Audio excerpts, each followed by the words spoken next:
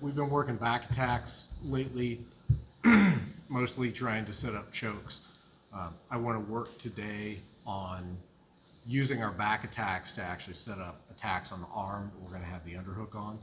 There's a lot of ways. It tends to be kind of easy for guys sometimes to block the neck, just because they have both of their hands, they got their shoulders and chin and everything to block what you're trying to do. So a lot of times the arm that you have the underhook on becomes open for attacks, and there's a lot of horrifying, nasty things we can do to that to make people regret the fact that they didn't give us their neck. So let's work on that. So we're going to take the back. We've got our over-under control. We've got our hooks in place, and we're going to start with our seatbelt grip. The goal here is eventually going to be to get to this arm. There's a variety of ways that we can do that. If I start attacking the neck, Chad's going to peel that, so I can start attacking the hand, get control. A lot of times that'll open up right there. If I can grab a hold of the hand somewhere around the knuckles, the big knuckles here or the first knuckles here, that's a good control. Can do that on both hands. That works really well and allows me to get some good control here. All the attacks that we're going to do today are going to be made easier if you can grab this and then stuff and trap the far arm. It's not mandatory for any of them, but if you can get that control, that's good. So I want to start out just with a simple wrist lock, because obviously why would I break his arm when I can wrist lock him instead? So we're going to start from seatbelt grip, seatbelt control. Chad's trying to defend. This arm comes free, so I'm going to reach down and I'm going to grab it. Where I'm grabbing is, I'm not grabbing on the wrist. Grabbing right here, Chad has the ability to just extend his arm, push away. It's much more difficult unless I've got like a massive strength advantage over him to be able to control him. What I'm grabbing for is this area right here, in between the wrist and the bottom knuckle of the pinky. This makes it a lot more difficult for him to simply push away, because when he pushes away, he's going to start to wrist lock himself. So this is easier for me to control his hand. I'm going to use that to turn this into a submission. Once I've got that right there, I'm going to take this and I'm going to pull it back as tight as I can, and then I'm going to fall to the same side. When I get this, I've got enough power at this point that I could potentially pull this back and get a submission. I'm probably not going to finish that. Certainly not in a live roll against somebody who's good. So what I'm going to do is I'm going to take this hand, I'm going to take the other one, and I'm going to come over the top, and all I'm going to do is I'm just going to cup it. So I've got this hand here and this hand here. This hand is the one that he needs to break off to block this move from happening. So I'm putting this over the top to cover it, so that now he's got to take this one off first before he can get to the real hand that he needs. So it's an extra layer of defense. My next move is my free right leg is going to come over his head like I'm transitioning to an armbar. Now I can sit him down if I need to. There's no problem with that. But frankly, right now we're good to go. All I'm going to do is, I don't want this elbow low. I want the elbow of the hand that I'm attacking to come up. So all I'm going to do is raise my elbow to create room, and then I'm just going to start pulling back. This leg clamps back around his head. This hand pulls straight back. And it just creates a nice little wrist lock. If I need to sit him up, turn. Oh, you're good. Just turn. If I need to sit him up, no problem. We can get here just like we're doing an armbar. I still have my wrist grip in place. Same thing. And I can just pull back. All I'm doing is pulling back and turning slightly, and it puts a nice little wrist lock on there. It's a sneaky one that a lot of people don't see coming, because they're used to this, where there's no submission attack there. My submission attack, I would have to transition to an armbar for that to work. So instead we go right here, we hold. If I can get that covered, even better. Come over top, grab, two hands on one, extend, come over the face, heel strike back into him, and then just lift that elbow up, pull it back, and take the wrist lock. Questions on that? All right, let's do it. 3, 2, 1. So part of the fun with that is, if you guys notice, bringing the leg over the head is not only helpful for finishing that, but you're going to see as we start to progress into actually arm bars, I need to get my leg over his head eventually. And I was seeing a lot of you guys already sort of defending by kind of bringing the hand up to try to block the leg from coming over the head. That's great, and that's a fantastic defense to the arm bar, but it also doesn't really do much of anything to defend against this wrist lock, because as soon as this hand comes up, you no longer have any connection between the two of your hands to block me from doing stuff here. So I can just go ahead and start pulling that back. So just as an example of that, I grab here, I sit down, Chad's looking to defend the leg coming over the face. That's great, but this hand is now undefended. And I can take that and I can start pulling that back and working my wrist lock immediately. So having that wrist lock in your back pocket is really important to expanding your back attacks. I want to be able to go for the neck, attack the neck when I can, but if I've got this and I can pull this wrist back and start attacking right there, then I've got an extra wrinkle to my game, something else that he has to defend. So along those same lines, we're going to start working a kimura type attack. This is actually going to come a little bit more like a catch wrestling double wrist lock, which is essentially the same thing as a kimura. I differentiate between the two just in how the grip goes. So we're going to start off with our seatbelt grip.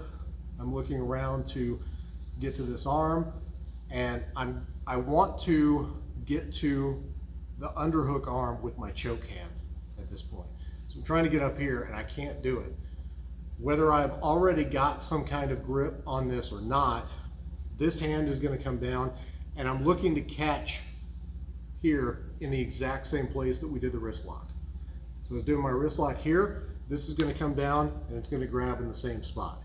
So right here in between the bottom of the wrist and the first knuckle of the pinky. That's where I'm looking to grab. Traditional kimuras go wrist and wrist. There's nothing wrong with this. This is perfectly fine. It's a great way to do a kimura. But when I'm doing a catch wrestling style double wrist lock, a lot of times I grab here rather than here. And you'll see why in just a minute. So I'm going to grab here. Usually with my kimura, I like to grab monkey grip style. So the thumb is in. I'm just grabbing here. When I grab here on the hand, I'm going to put 4 fingers around here, and then I'm going to take my thumb, and my thumb is going to go back down here by his thumb. The reason for that is I need to turn his hand, and having the thumb down there will give me an extra bit of juice to turn that. So I'm going to grab here, and I'm going to grab my own wrist, monkey grip there. From here, I'm actually going to extract my hook a little bit and pull myself back up. So I've already got this elbow up, that's what I need. I'm going to wing this around his head. Now I've got both my arms on the same side. I'm not going to sit him up and do this as a traditional type of a kimura. I'm just going to finish from right here in this exact same spot. So my finish from here, this hand, the underhook hand, my left hand, is going to go in an ice pick stabbing motion like that, and that's what's going to finish this. It's going to crank his wrist and crank his shoulders. And the finish comes on right there. The good part about this is it doesn't necessarily matter a ton if he gets his hands together. Getting his hands together will protect him a little bit, but because this isn't a traditional kimura style where I actually have to get the hand all the way out around behind his back, even if he grabs his hands together, I can still crank his shoulder even if he's trying to defend the kimura. So back control, seat belt, he's defending, I reach down, I grab the hand, not the wrist, and then I go to my wrist. Sit down a little bit. If I can get this up, great. Doesn't really matter though. And now I'm elevating his elbow up, maintaining the wrist grip, and then I just ice pick. I can do it from there, or pop it over, and it works even better from there. One more time. Seat belt. He's defending the neck. Push. Grab the hand. Go to the wrist. Stomp. pull myself down. Come to the other side if I possibly can. He's got his hands together this time. Does not matter. I just elevate the elbow up and then ice pick, and there it is. It may get the wrist, it may get the shoulder. It's probably going to depend on his shoulder flexibility, which one is going to go first. But like I always say, I don't really care why you tap. I just want you to tap. So wrist or shoulder doesn't matter to me. Questions? All right, let's do it. 3, 2, 1. So all of these angles are going to work best if you can get this angle on his arm as tight as possible.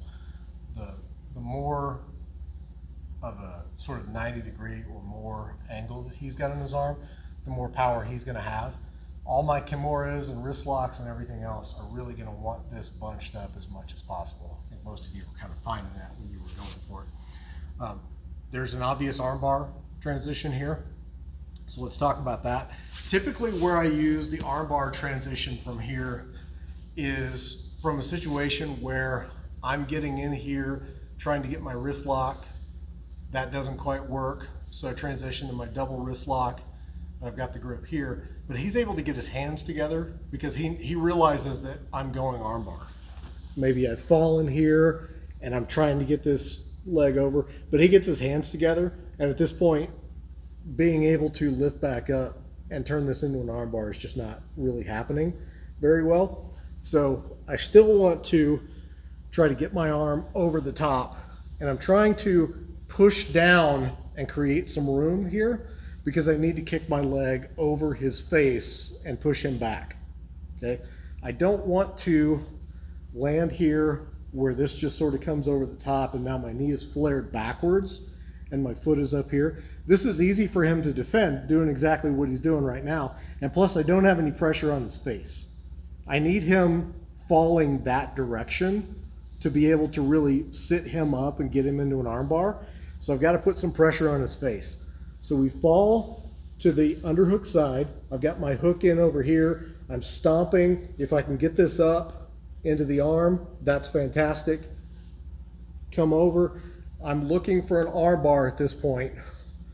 I'm going to use my right elbow to create some distance. This comes over his face, and then as soon as I get here, I'm doing a hamstring curl back into his head. Okay? Now we're going to sit him up and sit down. Let's turn. So we've gotten here. Okay? Now we are assuming at this point that he's going to have a grip together on his hands. Because anybody, as soon as they feel that leg coming over the face, the first thing they're going to do is they're going to put the grip together on their hands. So we should be landing in more or less a kimura grip with a leg over the face and one leg over the body. Quick kill finish right here is a crush grip on his hands. This is going to work if he's got a gable grip, an S grip, or some kind of other hand grip. If he's doing cobra defense, where he's got like a rear naked choke type thing going on, or a genie grip or something like that, this is not going to work. This is very effective if he's got a butterfly grip, a gable grip, or an S grip. So I'm in kimura position here. Pull his elbow tight back against your chest. This leg that's on the body goes over his far side wrist. This one tucks over top of it in an S. And what I'm going to do from here is I'm going to compress downwards and then pull back. That works because it's putting both an arm crush on here and a wrist lock on there. Here, here, squeeze and compress. His counter to that is actually pretty easy. All he's got to do is release his grip and extend his arm. He's giving me the arm bar, but it's easy to counter. But if he continues to hold on to that, I will submit him with an arm crush right there. As soon as he releases, come back up, sit back, take your arm bar. Run back through from the beginning. Back control, seat belt. Grab the hand, grab my wrist. Falling off to the side, looking for my arm attacks, push this down, can't free it. Get my arm over the top, push down, push with my elbow, come over the top. Strike back into him, sit him up, turn. We end right here. He's got his hands together. If he doesn't have his hands together, just take the finish. But if he gets his hands together, we're going to immediately, body leg goes to the far wrist. Head one comes and covers over the top. Put the crush on. If he taps, great. If he does not tap, when this comes apart, and then I'm immediately pushing this way. The reason I'm doing that is because I want to stop the hitchhiker defense. The hitchhiker defense is the most infuriating armbar defense on the face of the planet, because it's the last ditch effort when every other defense has failed, and I get out here and all of a sudden he goes hitchhiker. Go ahead. And he rolls and spins out. And it's infuriating to do all that damn work to get that arm free and then have this jerk spin out of it. So when this comes out, immediately put the pressure this way. If his hand is going up here towards his head, hitchhiker's a viable escape. If I break and put the arm over here immediately, there is no hitchhiker escape because he cannot get his arm over his head. Pinch, grab, sit back, take the arm bar. Okay? Back, kimura grip, leg over the face. Sit up to arm bar, take it if it's there. If not, arm crush to arm bar finish.